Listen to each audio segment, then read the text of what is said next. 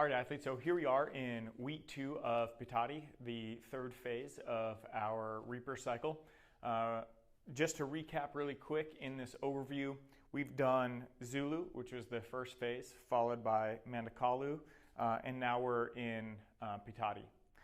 For Zulu, we were doing mostly muscular endurance work, some hypertrophy work, kind of getting into that rep range with quite a bit of metabolic work.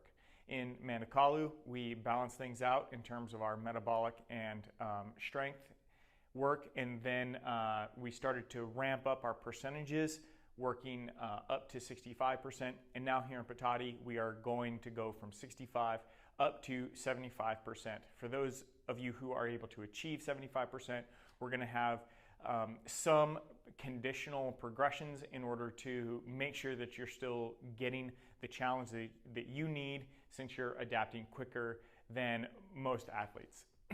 Now, let's go ahead and look at our session 1 this week. Not a lot is new here this week. We are doing mostly linear progressions, and what you can expect out of session 1 is for us to continue our metabolic work. We're using the same multi-mode format where you're going to go from one, or serial mode format, maybe I should call it, where you're going to go from one mode on the first round to the second mode to the third mode, and then you're going to intersperse that with some upper body movement. Now the upper body movement today is changed just a little bit. We're going to change our normal prisoner circuit to be pull-ups, diamond push-ups, and then regular push-ups. So just a small change, getting rid of the dips, getting rid of that piece of equipment, but still getting the tricep focus that we want. After that, you're going to go into a second portion, which is going to be another 15 minutes, and then we're going to do a 15-minute AMRAP. So last week we did a 10-minute work capacity. This week we're going to be doing a 15-minute work capacity, kind of filling some of the session time. Oftentimes what we'll do in the gym, whenever we're learning or whenever we're introducing new formats and the athletes are learning them, we'll sort of take down some of the total training time so that we can have time to get everybody on the same page. So since this is the second week of doing this format, it's going to go a lot smoother, go a lot quicker, and so we're going to add 5 minutes onto our work capacity. And we're doing an AMRAP. It's going to be a loaded run, just a 200-meter plate run, and then we're going to set that plate down. We're going to do burpees over the plate, then lunges, and then you're going to head back out the door. So you get a little bit of a break for your forearms. But it's going to be challenging. Upper body is certainly going to be taxed after this session. A lot of upper body work in this session. Now let's look at session 2. This is our clean day, and as promised, essentially we are going to be doing just a little bit less work on the technical or positional work, and a little bit more getting into just the regular clean. We're actually going to be introducing the full clean this week, which isn't something that we've done. So just some minor tweaks here in the technical work. Be very deliberate with the technical work that you are doing. We still want it to be the best, the most focused kind of work that you're getting with the clean. But we also have to start to introduce the full clean so that you can at least start to develop that rhythm and coordination that you're going to need to execute whenever you go to 1RM. Session 3 of week 2 of Pitati, we're going to be doing our deadlift work and our accessory hypertrophy today.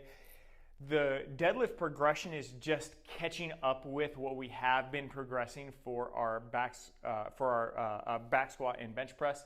So you're going to start to see those volumes match. I never pushed the volume very hard on deadlift. We took a month off of it. We didn't do it at all in Zulu. We did it in Mandakalu. We bridged that volume up, and now we're just going to, we bridged up to an 8x8. We're going to keep it there, but now we're going to bring the loading up to have it match all of the others, and then we're going to start to taper the volume off with our other major lifts. Well, our other major lifts being bench and back squat. Some different, it's a little bit of variation here with the arm stuff, but essentially we wanted to have some upper body accessory focus, so that's why we're throwing that in there. And then what we are going to have new this week is going to be our knee over toe squat, which is essentially a really far lunge. It's a far forward lunge over that knee.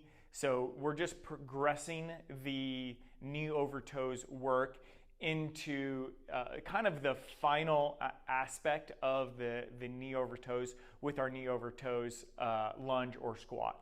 Now, what you're going to want to make sure to do, if you don't have the really excellent knee mobility, you're going to want to elevate your front foot, the front that you're going into that deep knee bend with. And that's going to help take a lot of the stress off of the hip flexor of your back leg. All right, so if you don't have great hip and knee mobility, you're going to have to elevate that front leg. Now, I would venture to guess that that's most of you out there. So be conservative with how you're doing these resilience. Remember, the purpose of resilience is not to make you stronger. It's not to make you faster. It's just to make your body more resilient. So take your time with this. Don't try to rush this process. This is the first time we've done it. Elevate as high as you need. You may even be on like an 18-inch box or a 20-inch box. That's okay. We're just pressing the knee forward. We're opening up that mobility, trying to open up that space in our knees and in our hips. On to session 4. We are going to be doing our back squat and bench press day today. We're working down in our volume a little bit. Now we're at an 8x6 up to 70 to 75% for both lifts. Of course, with our bench press, we are going to be doing that burnout set at the end. Now, I want to take a moment to make very clear what the purpose of this progression is, or what you're going to have to, the conditions you're going to have to meet to move on to our conditional progression with the squat. You need to be able to execute all 8 rounds and all 6 reps at 75% before you move on to the conditional loading or the conditional progression for what we're going to be doing the next time we do back squat. I just want to make that clear. Now, for our burnout set with the bench press, I just want you to hit our target. So the way that this is structured is you're going to drop 10% and the target is a 20% increase of your per set volume. Now, if you're able to do more than that, outstanding, good.